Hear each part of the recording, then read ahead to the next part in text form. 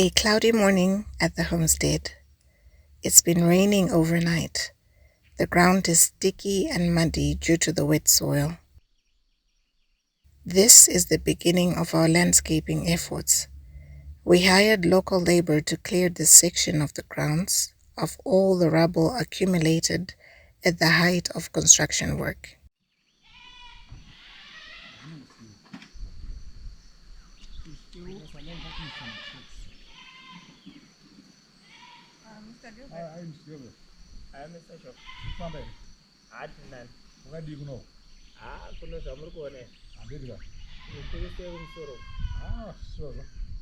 The grounds look largely cleared as expected. The bricks at the far end of the house remain in place to be used for building the septic tank and the retention wall for the skirting. The blue PVC pipe in the foreground is coming from the tank and shall be connected to the house clean water system during this visit. We are expecting the plumber and his team to arrive later this afternoon from Harare and begin the plumbing work as planned.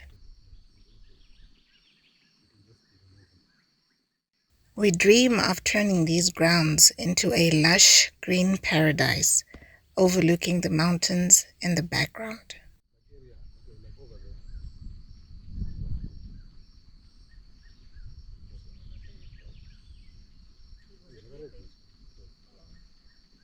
So we've just been looking around in the area where we wanted cleared for landscaping and putting lawn. So you may recall on some of the chapters we had a lot of bricks that were left over from the building the house, and some of them were not usable anymore. So we got all of those cleared and removed, and then we also had a lot of tree stumps that were removed right from the root system, and so those were also cleared and removed. And right here is this lawn that we planted in the earlier chapters, and we had written it off because it didn't seem to be doing very well,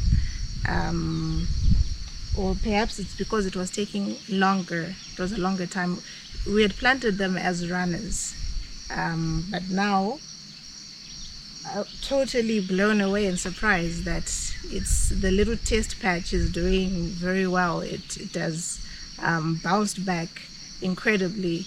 It suffered being chewed and eaten by neighbors' goats, but if you look at it now, it's really looking promising. So we're encouraged and we're going to continue. So right here we're under the big hangout tree. I'm under the big hangout tree, and because it will be shady here, we're told that Durban is the best lawn to put under the shade.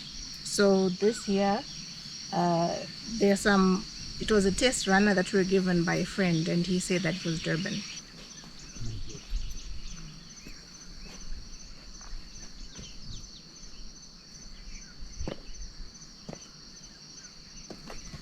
These stones represent 3 by 2 ton loads. They were brought here by our local transporter, whom we work with on a regular basis. They should be used in a couple of weeks to fill the soakaway section of the septic system. The stones were gathered by hand just outside the yard and then transported here. In total, after some negotiation, we paid $30 American for the 6 tons delivered. The same transporter also delivered this 6-ton load of river sand for $90. We ordered this while still in Harare for the purposes of septic tank building and skirting. All these piles of building materials are the last they will be in front of the house. We are not doing any more deliveries in front of the house as we move into the landscaping phase of the project.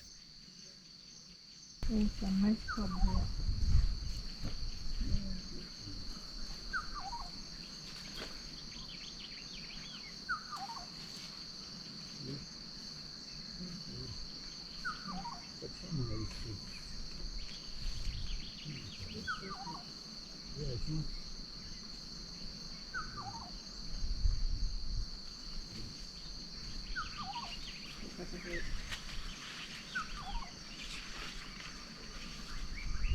I want to grab some for a snack tonight. I hope I show them.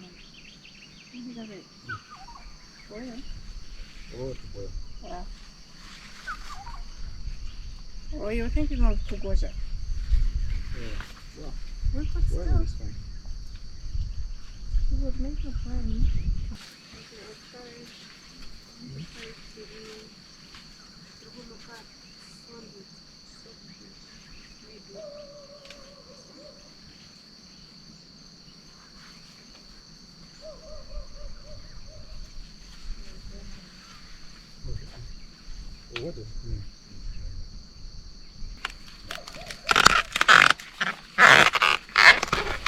Yeah, so I'm just checking if this one is still good.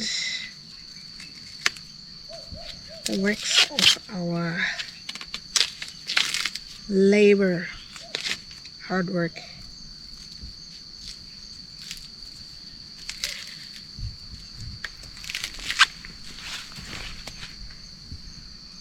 Yeah, it's good. It's good, and it's a full carb. Nice.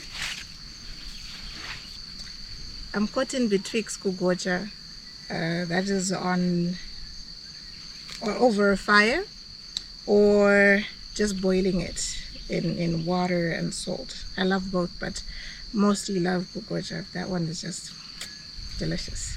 So I think we'll decide, this will be our snack later on. We'll decide which route we're gonna go. But yeah, super excited. Yeah, I think if I take more than this, it'll be overkill. If we want some more, we can always come back. So for now, we're just gonna grab these three.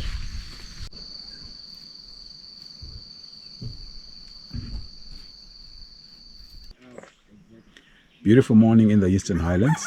So as we speak this morning, the plumbers are busy chiseling the walls so that we can lay the CPVC system that we are using.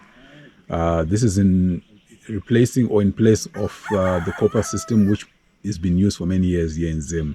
But it looks like there's a shift towards the CPVC system, which is basically just as good, maybe better. Some say it can handle both water and cold water.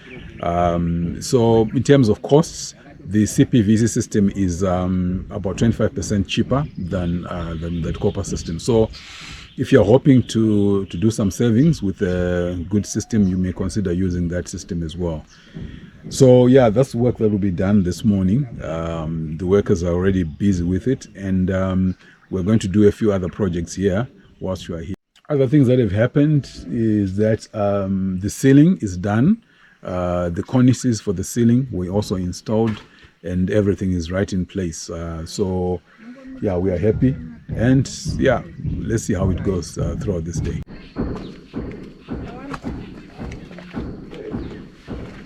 In preparation for our next mini project, we are doing a quick tidying up of the deck. In its current state, the deck picks up a lot of mud whenever it rains, as workers enter in and out of the building. The ultimate solution shall be pathway paving and some grass in the front of the building, as well as a roof cover over the deck according to the project plan.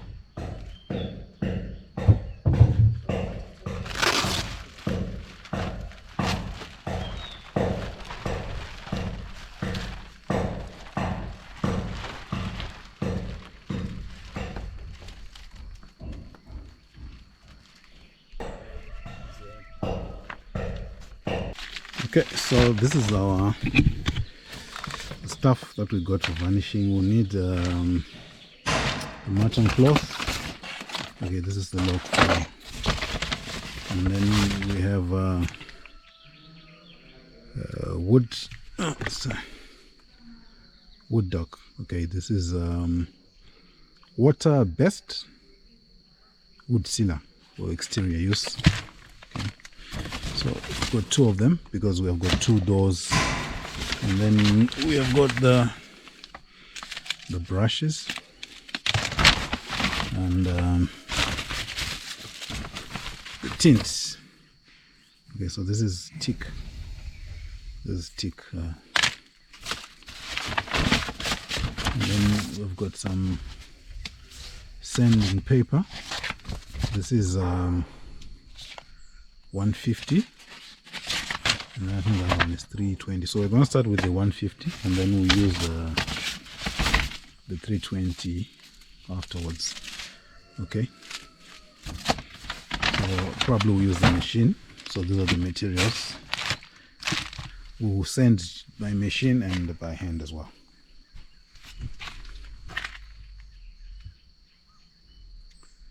This is the door.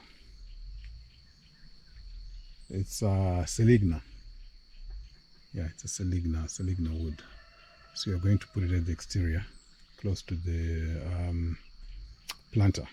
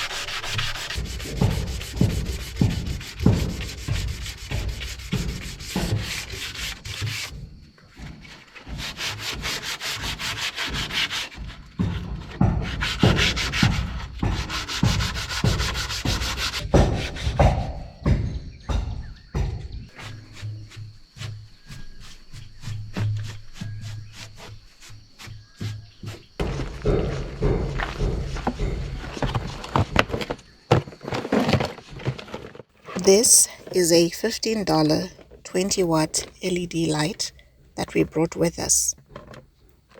We are charging it for the first time so we can use it tonight. The plan was to fix it on the outhouse for night use. From the look of things, the plumbers will be using it as they continue to work in the bathrooms into the night.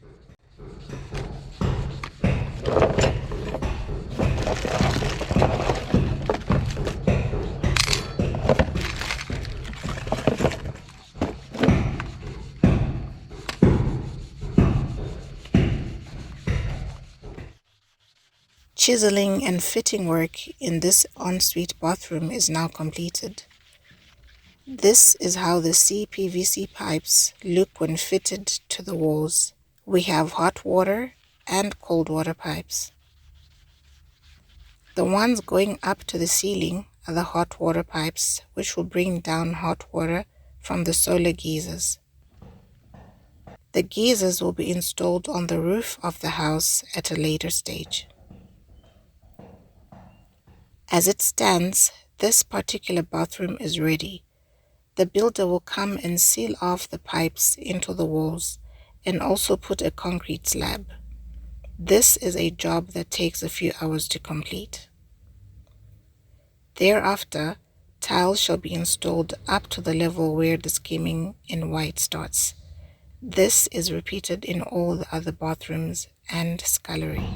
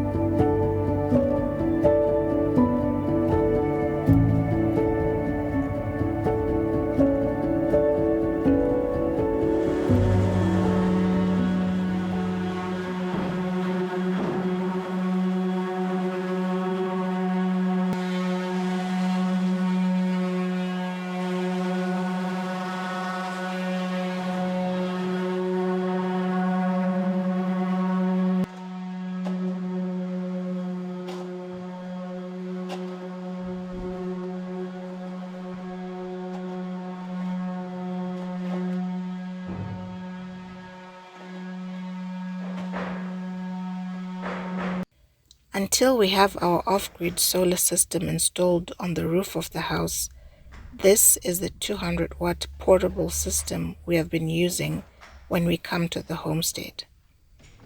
It is good enough to power our basic electronics that we use when we're here.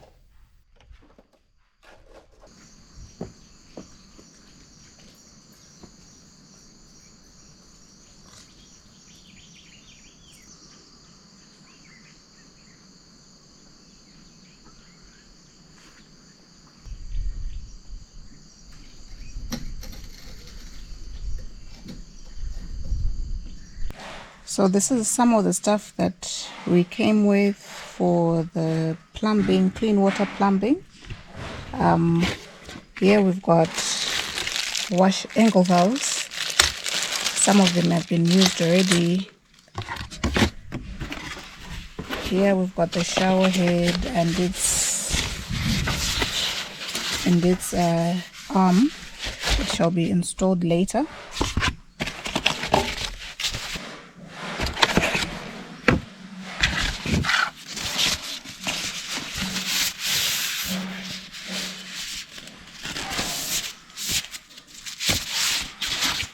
So this is going to be installed.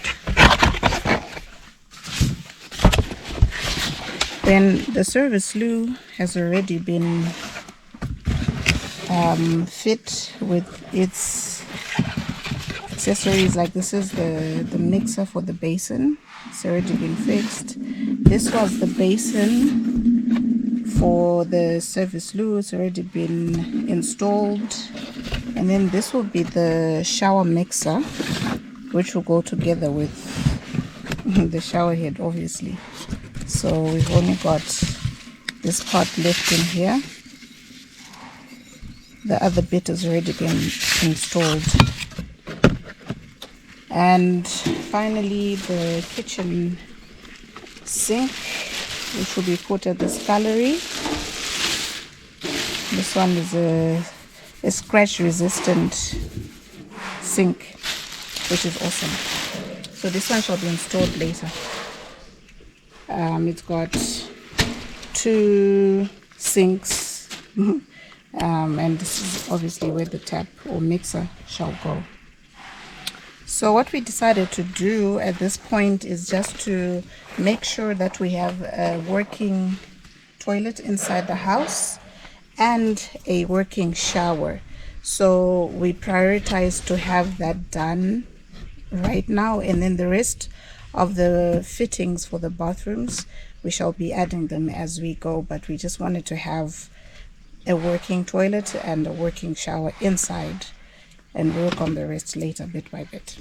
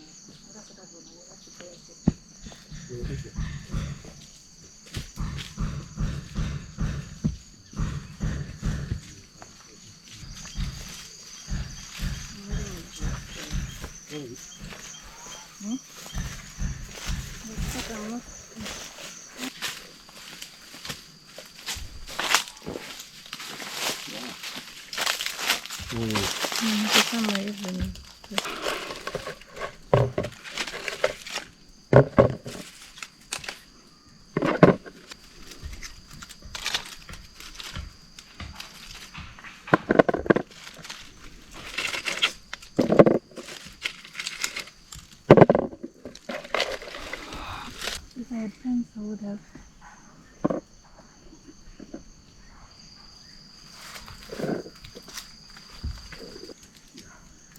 Yeah, there's just a few more left up in the tree, like there. Can you see them? And Not a over few. there, There's more. yeah. And this side, yeah, but the other tree there, oh, there are more. Plenty. Yeah, because then they're foraging. Yeah. That's on the foraging.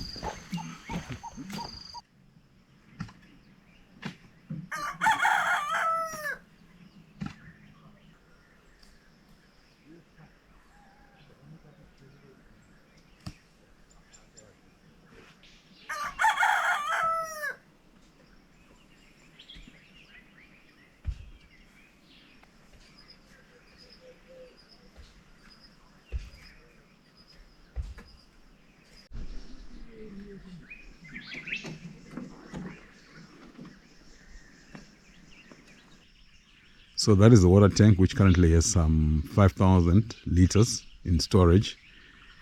And right here, where it's supposed to come in, we've started some work on the clean water plumbing for the house. As you can see, it's already been trenched. I think it's going to go a little bit deeper, but this is what's been done so far with the trench. So it starts right here, where we have the tank over there. So the clean water is supposed to come through here and then proceed. The line will proceed here, this way, with the first T will be put here. This is one of the bathrooms, so the clean water will go in through that point, and then it will continue right next to the house on the kitchen side. This is where it's all happening. So we have the kitchen window there, and then there's another line which will go into the kitchen here. That will also include the gas line that will be put through that point for the kitchen door there. And then another point here that will go into the scullery. This is clean water. The blue pipes, these are 25 millimeter pipes. And then another one here, which will go into the, this is the service loo. And then the service loo will then share with, okay, I think the service loo is here. So the line for the service loo will go in here. And then this is the bathroom bathroom for the bedroom. So the clean water line will go through here. And then it continues right round the building. Okay. Down this way. This in a westerly direction. And this is the planter. So we're going to put some flowers over here.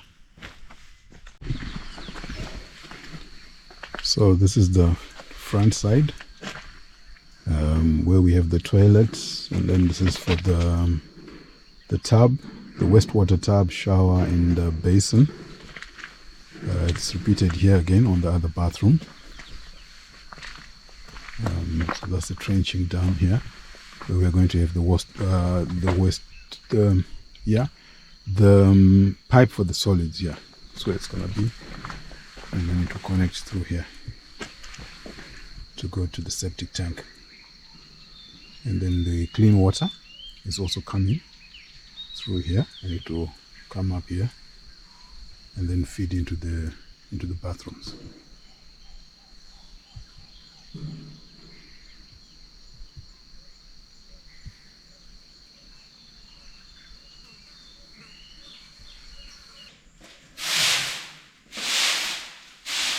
Before continuing with my door varnishing project this morning, I decided to first sweep off some wood shavings left behind by the carpenter who fitted the doors. As is noticeable, the ceiling and cornice work is completed in the passage. It is the same around the rooms save for the pantry, which ran out of cornice. We will need to get about 2 lengths of cornice to have the job done.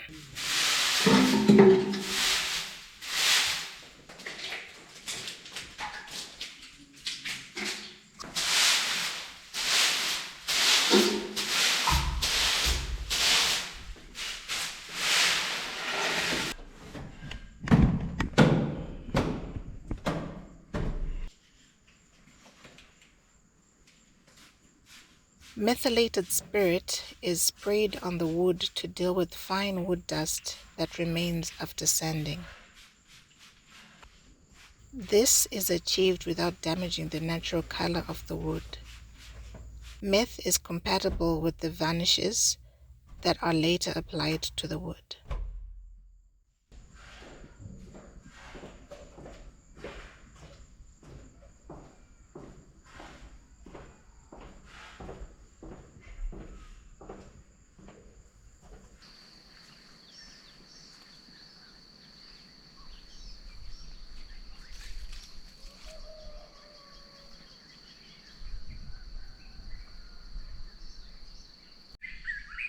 Very interesting. This is part of the woods in our yard, and somebody told us around here that it's very easy for forests to recover here into very thick wooded areas. This is because when the trees are cut down, within a period of 1 to 2 years, they would have recovered. So this is an example of a tree that was cut down maybe a year and after 2 years ago. But as you can see, it's responsible, and many others like this, responsible for this denseness, this lush green woods that you see here. So if you get a piece of land and you clear it and you want to build a house or to create a field, if you go away for some time, 12 months, 18 months, by the time you come back, the forest would have returned. So there's really some serious, vigorous comeback that is noticeable wherever trees are cut down, for whatever reason. The forest tries to recover itself and regrow. This is a good thing because even where mistakes have been made in the past, when there was a lot of deforestation, and there are campaigns now in the last several years, you find that when those wooded areas or forests that were cut down are left alone, they'll just recover and become dense once again. So we find this very, very interesting and a good thing, actually.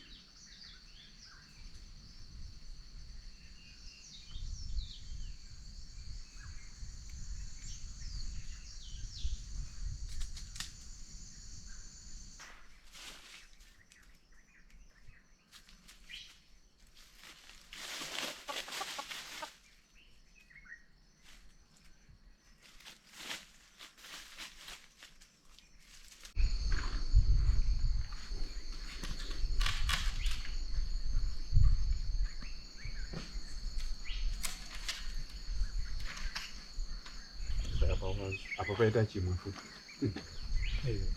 dapa paine piki maybe chaigona kudi hapana piki anza banana oh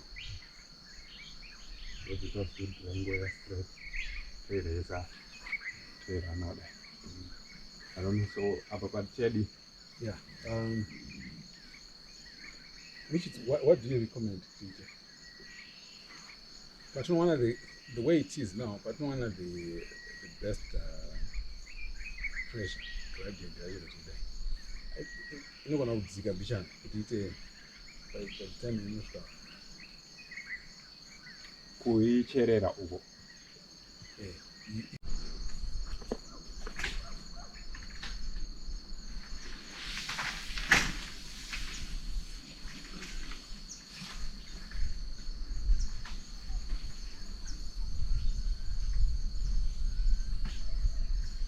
okay would be one shot one No problem.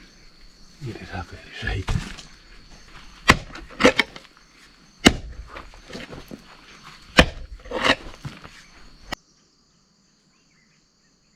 We need about 50 meters of these 25 millimeter PVC pipes. They carry potable water from the tank and pass it on to smaller 16 millimeter CPVC pipes into the house.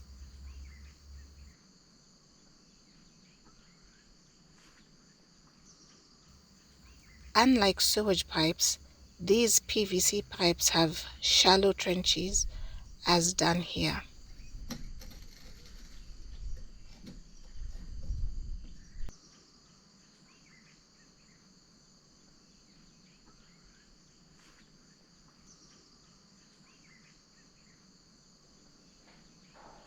Inside the house, plumbing work continues. This is the scullery located just next to the kitchen. In here will be a sink and washing machine. The scratch-proof sink shown earlier will be installed here. The necessary pipework is done. The walls will also be sealed and floors slabbed.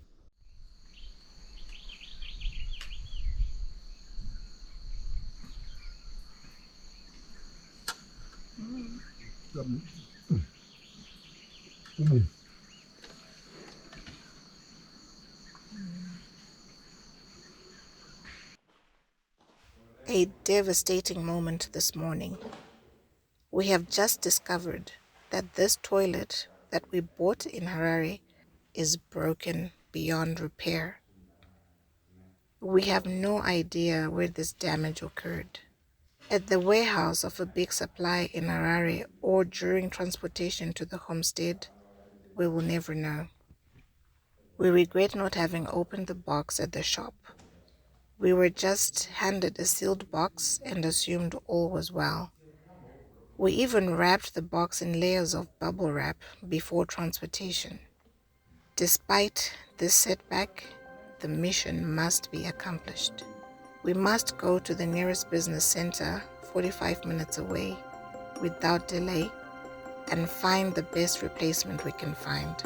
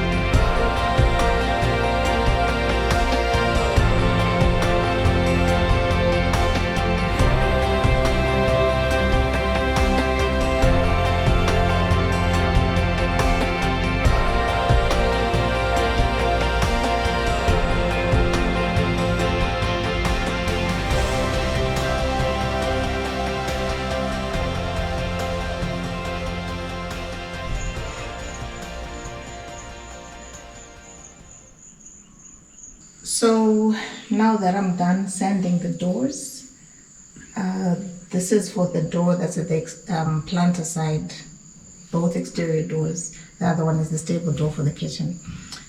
So after sanding, I was spraying the mid spirit to get rid of the dust.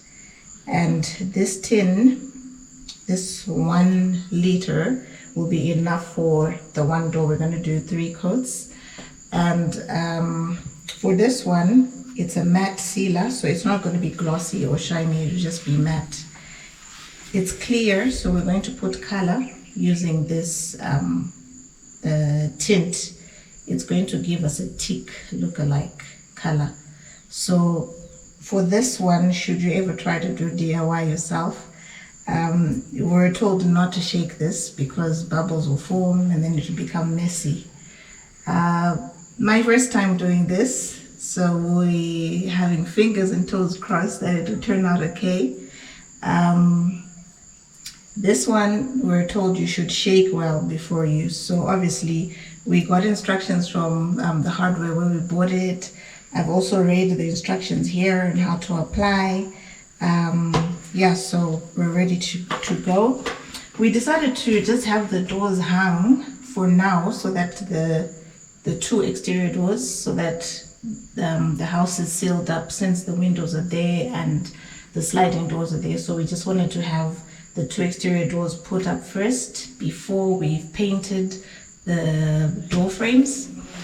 When it's time to paint, I'm pretty sure it's as simple as just removing the doors and then painting the door frames and then hanging back the doors. We bought these really nice solid door handles. I really like them. Nothing too fancy, but just nice and solid.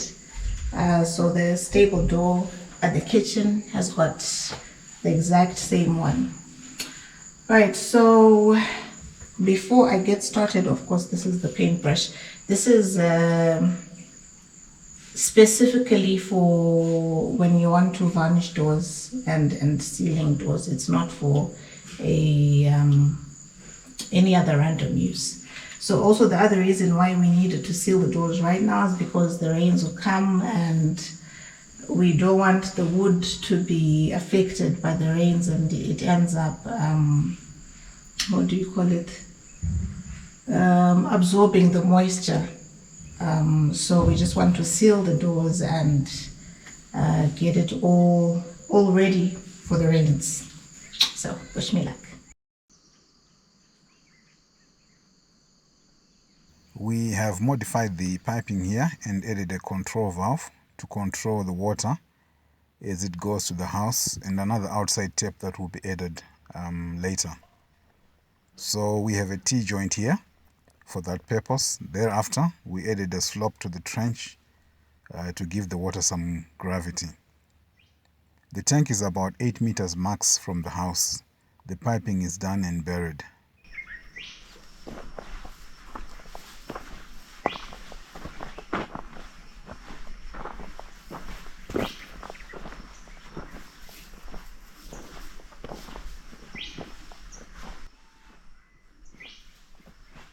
There will be a retaining wall here once the skirting is done. It is also at this point that we are planning to put a booster pump to boost water pressure in the house. Clearly, without a booster pump, the water will not have sufficient pressure to go up to the geysers on the rooftop.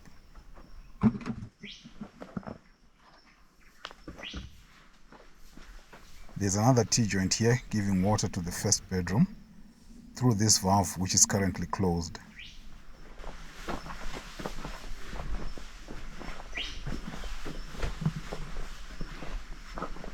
The clean water continues down this way into another T-joint here. Let's see and test it.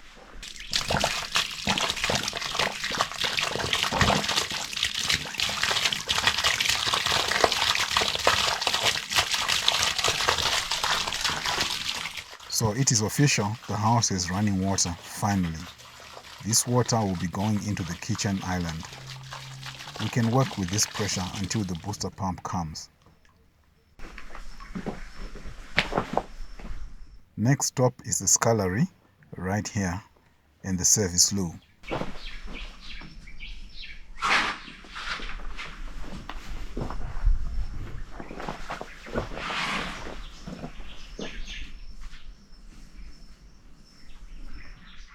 After that, the water gets into the ensuite bathroom before continuing to the front of the house.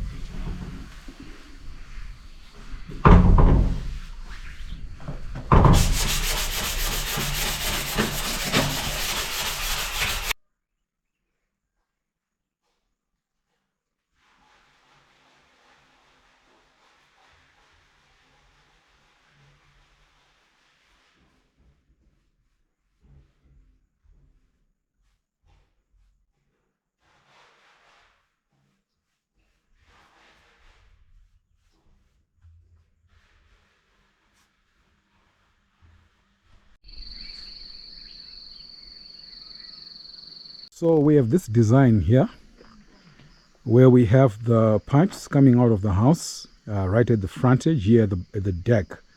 So this was a pain point when the house was being designed. We went back and forth with the architect to say, what are we going to do with this? So an idea eventually came up to say, okay, we're going to cover this or conceal these pipes using some nice modern cladding, which could be wood or some form of metal. But at the end of the day, what it should do is to come out nice and presentable. And then in front of the cladding, we'll put some pot plants just to, beautify the space.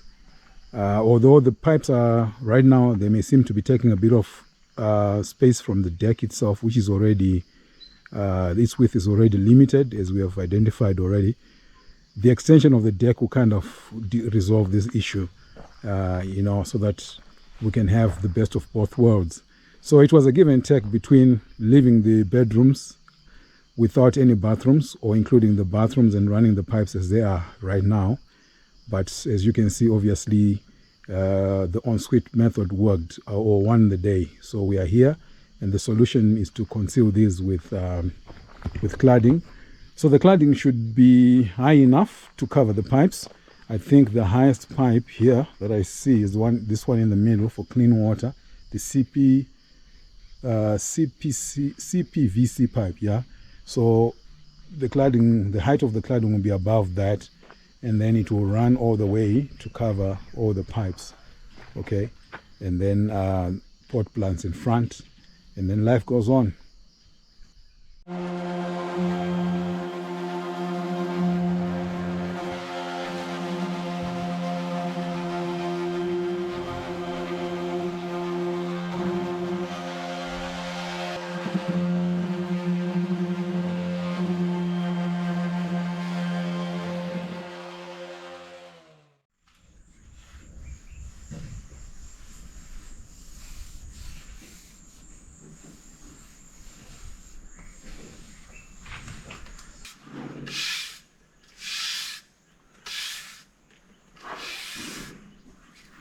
Now that the interim plumbing work at the front has been completed, it is time to clean up the deck for some decency. This section will be revisited when the toilets and tubs for the bathrooms on this side are installed. However, no more trenching work will be done here, just the fittings.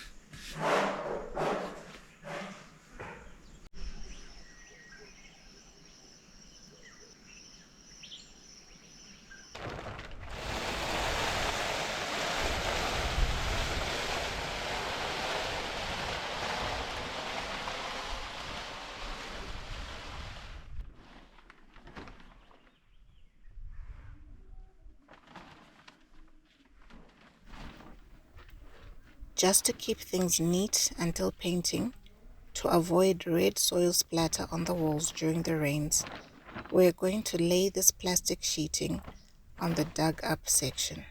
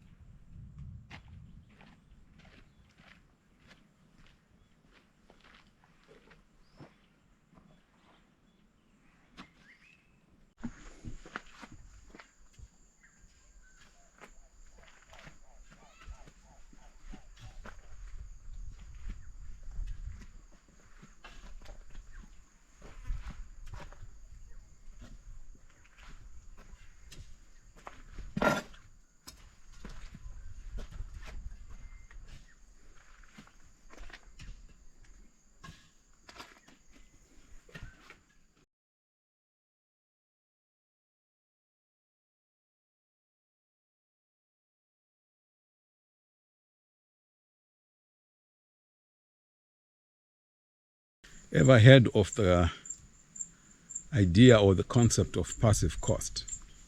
So passive cost is when you or an individual pays over a short period of time over a short period of time or for their entire life unknowingly because of their conduct. So this can be an economic cost to themselves, or it can be a social cost to themselves, just because of how they conduct themselves when working with other human beings, working with other individuals. So a good example is what has happened here at the homestead. We were doing the plumbing on this visit, and the idea was to come in for about 3 days and complete the plumbing. However, this didn't turn out to be, because we lost we needed about 1.5 days to 2 days to correct a problem that only emerged now with the sewer system, where the front of the house, there's 25 meters of sewer pipe underground that could not push the solids towards where the septic tank is supposed to be, when it's built. So we ran trials after the plumbing work had been done, but we waited, and according to there's a set time that is calculated when you want to do your plumbing correctly, within which when the system is flushed, for example, water should emerge the other side.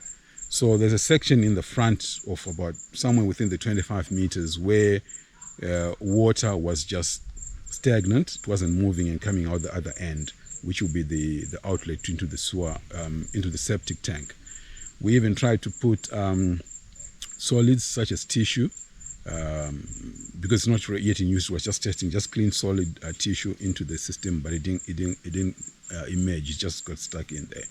So it means that section didn't have the standard gradient or slope to allow stuff to just slide out, water to just flow, and whatever solids are in just pushed out and go out to the septic tank. When we looked at it with the plumber whom we brought, who is a different guy from the one who did the initial job, he concluded that the trenches were not deep enough with a good enough slope. Okay, so the main issue being a lack of gradient or slope. So what is our response to that? That's where the lesson is, really. So our response to that is the one who have brought in these contractors. The first one that created the problem, and the second one. Now focusing on the first one, our response as the one who brought the contractors is that we won't do anything. We will not even say anything to the first contractor. But what we will do is not to refer the contractor to anyone else to do the work. There are a lot of people who view our videos here. There's an opportunity for us to speak about the contractor who did our plumbing and recommend him. But we're just not going to do that. That is called passive cost. So wherever you are, your conduct will cost you. But the only difference is that you don't know that you are paying. Okay. So this is something that affects just about everyone based on our conduct in a social setting or in an economic or business setting. The reason why I decided to do this talk is just so that we can learn a little bit of something from it and understand that how we succeed in life is all about networks. It's about how we connect to the next person and how the next person refers us to the next one, and it goes on. That's how business is built. That's how strong, long-lasting relationships that are very valuable are built. So the higher you allow the more you allow your conduct to create these situations, just know that you're paying a passive cost. No one is going to come and knock at the door and say, hey, I'm not giving. Well, some people would do that if you like, but you get what I mean. You see where I'm going with this. No one is going to come and knock and say, hey, I wanted to give you business, last year worth X amount of money, but I'm not going to do that because of what you did at my place. Most people don't. They just don't tell you. They just don't tell you. They just don't refer you to the next person. It's like if you bring a young person, maybe just coming out of school, and you call them to your house to do your garden, and they do it so well. I mean, everyone is ready. Any normal person is ready and excited to help open their next door. You can say, oh, okay, you are interested in doing computers. I know someone who does computers. Imagine if they come and mess up your place. Maybe they don't show up. Maybe they don't water the garden. Whatever it is that they may do that creates passive cost for themselves. You may dismiss them and say, okay, oh, well, thank you for what you've done. And then you keep quiet. You go somewhere, you see an opportunity that could fit that guy, you don't do anything about it. So what are they paying? Passive cost. So that's what I mean by passive cost. It's a cost that you continue paying behind your back. Long after you've done the deed, you continue paying for it. So you can imagine that if these costs accumulate, it basically means your life is degraded. The opportunity you're supposed to have in life are just closed out simply because of your conduct in a social setting, in an economic setting. So it's something that is very important to be conscious of how we conduct ourselves.